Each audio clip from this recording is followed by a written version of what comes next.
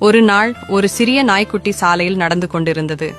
அப்போது குப்பை கிடங்கின் அருகில் ஒரு பழைய சட்டை பாய் கிடப்பதை அது பார்த்தது. நாய்க்குட்டி இது எனக்கு பயன்படும் என்று நினைத்து அந்த சட்டையை எடுத்துக்கொண்டு தனது வீட்டுக்கு கொண்டு வந்தது. வீட்டிற்கு வந்த பிறகு நாய்க்குட்டி அந்த சட்டையின் மேல் ஏறி அமர்ந்தது. அப்படியே அமர்ந்தவுடனே அந்த சட்டை காற்றில் பறக்க ஆரம்பித்தது. சட்டை மெதுவாக ஆகாயத்துக்கு உயர்ந்து நாய்க்குட்டியை கொண்டு வானத்தில் சுற்றி வந்தது. இதைக் கண்டு நாய்க்குட்டி மிகவும் ஆச்சரியப்பட்டு, அடடா, நான் வானத்தில் பறக்கிறேனே என்று நினைத்தது.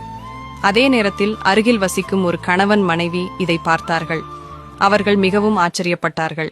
இந்த சட்டையை இரவில் திருடிக் கொள்ளலாம் என்று அவர்கள் மனதில் திட்டமிட்டார்கள்.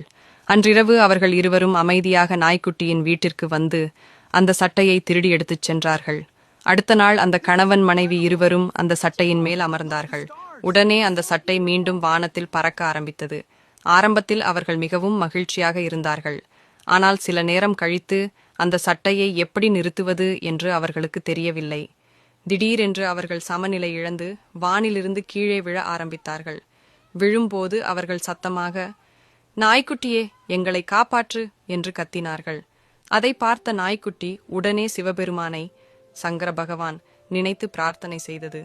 ஓ சங்கர பகவானே, தயவு செய்து இவர்களை காப்பாற்றுங்கள்.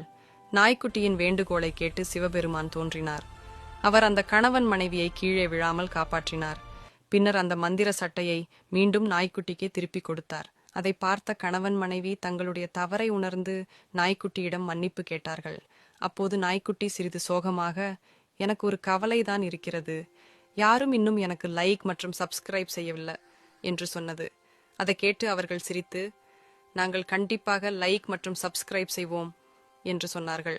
அதன் பிறகு அனைவரும் மகிழ்ச்சியாக வாழ்ந்தார்கள்.